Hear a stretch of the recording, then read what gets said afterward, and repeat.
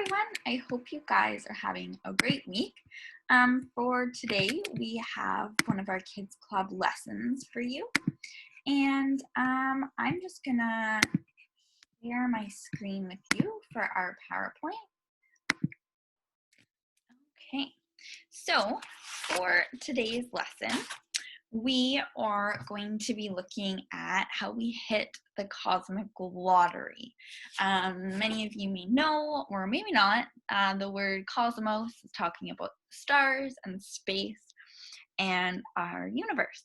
So we're focusing on how amazing it is that we live on this planet and it has food and water and air and like everything so perfect to sustain life. So I'm going to tell you a story today, and you guys are going to have your listening ears on and your imagination caps on as well. And yeah, so let's begin our story. So you are an astronaut and you're ready to board your first flight. You and your friends get all your gear and supplies ready.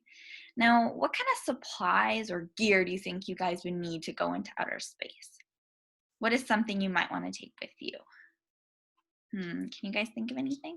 Maybe you might want to take some oxygen tanks. That might be a good thing to take. I think it would be.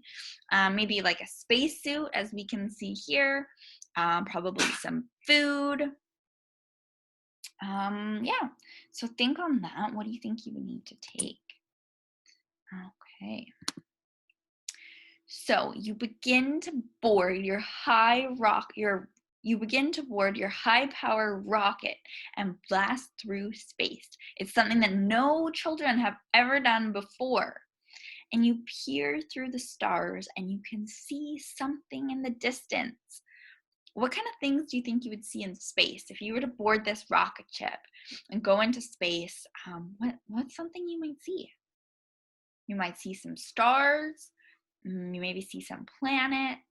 Maybe you'd see nothing. Maybe you get to a point in space where it's pretty dark. I don't know. I've never been to space, but I imagine those are some things you might see.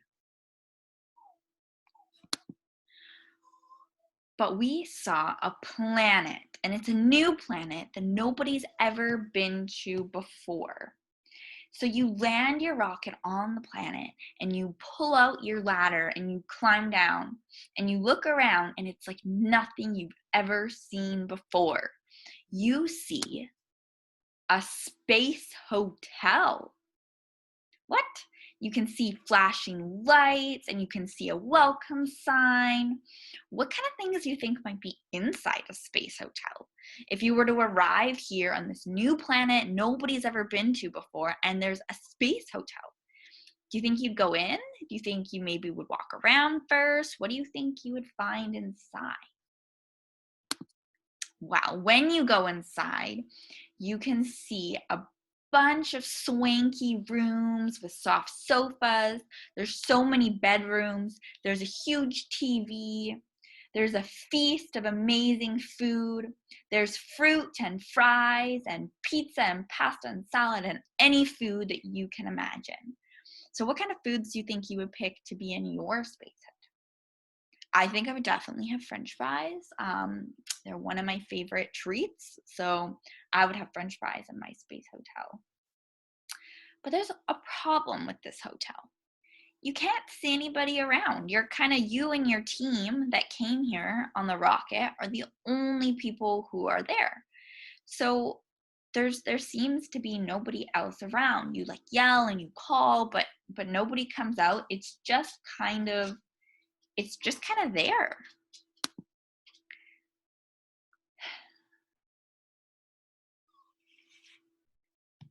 So I want you guys to think,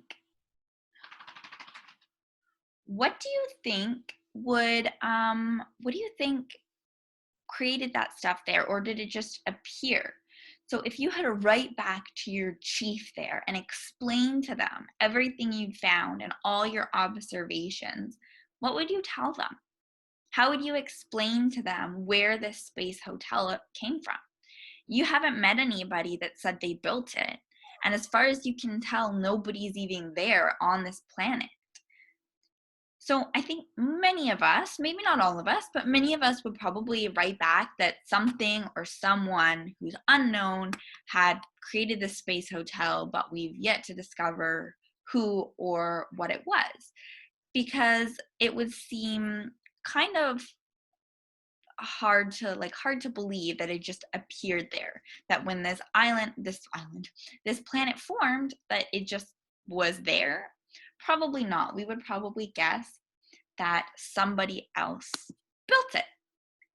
So this is a big word, and you don't have to remember this word at all. I just thought I would put it there in case you guys have good memories and you would remember it. It's called the Anthropic Principle. And so the main idea is that the universe was created in exactly the right way for humans. So if you kind of felt like maybe something or someone built that space hotel, that it probably didn't just appear, then we can kind of apply the same logic to Earth. And everything is just so perfect on the planet. If we were a little bit closer to the sun, it would be too hot for life and it would be like a big desert and we probably couldn't live there. If we were a little bit further away from the sun, it would be too cold and we'd be living in like Antarctica, except like we'd be popsicles because it would be so cold we couldn't live there. And if you even think about the human body, I don't know if you guys have thought about this, but think about breathing. There are so many different steps that has to happen to allow us to breathe that we don't even think about.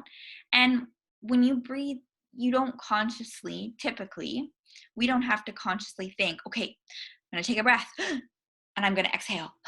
We just breathe. Our body does it naturally. We don't think about it. It becomes a natural rhythm in our body. Same with our heart. We don't have to think about pumping blood throughout our body. Our heart just works. So everything is so perfect on this planet, so perfect in our earth, in our bodies, that it seems like it was probably designed.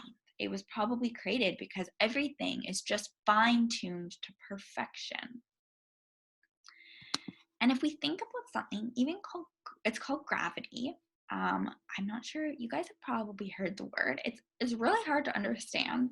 But the basic idea of gravity at its basic level is that the earth pulls everything in it and around it towards itself. So there's a force and the earth pulls it in.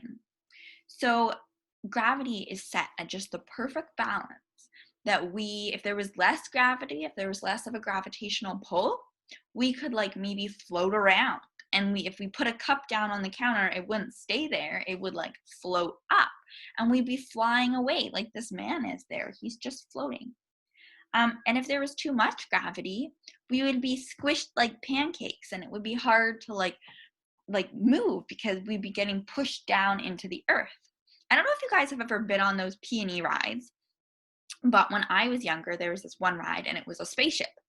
And it would spin really fast, so fast that your body would get like squished into the back of your seat and you couldn't like move forward. And that's not like exactly the way the Earth's gravitational pull works, but it's that idea of that if there was too much gravity, we couldn't function as well. But everything is so perfect that it just works amazingly. So I want you guys to think about your favorite book. Maybe you guys have a book that you read recently that you can think about, or maybe you have a book that you keep reading all the time and it's your favorite book. I know I have a mix. I have my go-to books where I've read many times and I would read again, and then I have new books that I like to read. So I want you to think in your head about that book.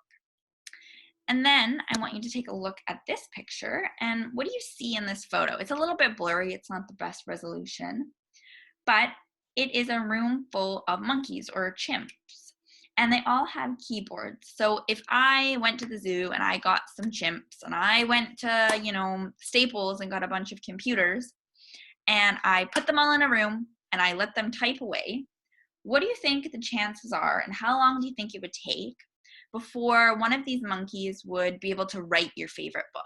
Word for word, would they be able to write it? After many years and a long time, possibly that by chance, somewhere along the line, this book could be written. But it would take a super long time, and it wouldn't be intentionally written. It would just all be by accident that the right keys were hit and it made this book. Now think about if we talked about everything in the earth that's perfect. Gravity, our bodies, the temperature. That's much more complex than your favorite book. And that's much more complex than giving monkeys a keyboard and letting them just type away. And so if we think about the chance of your favorite book being written by a monkey by chance, it's so crazy to think about and probably wouldn't happen. So if we think about the world happening by chance, and it's so much more complex, it's a little bit hard to believe. It seems like somebody probably created the world, and yeah, that there was a creator behind it. And so the more that we discover our world, the more we look up at the stars and learn about stars, the more we go into the forests and discover different plants and animals, and go to the ocean, even like the ecosystem in tidal pools, and a little tidal pool. Everything is just so incredible and so amazing.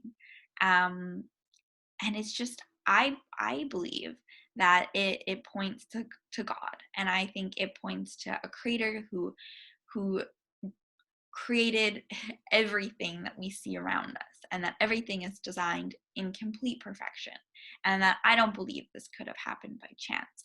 But I want you guys to think about it, and I want you guys to, I hope that this is a stepping piece into helping you guys figure out what you believe, because it's super important to ask questions, and it's important to keep learning about the world and about God as well.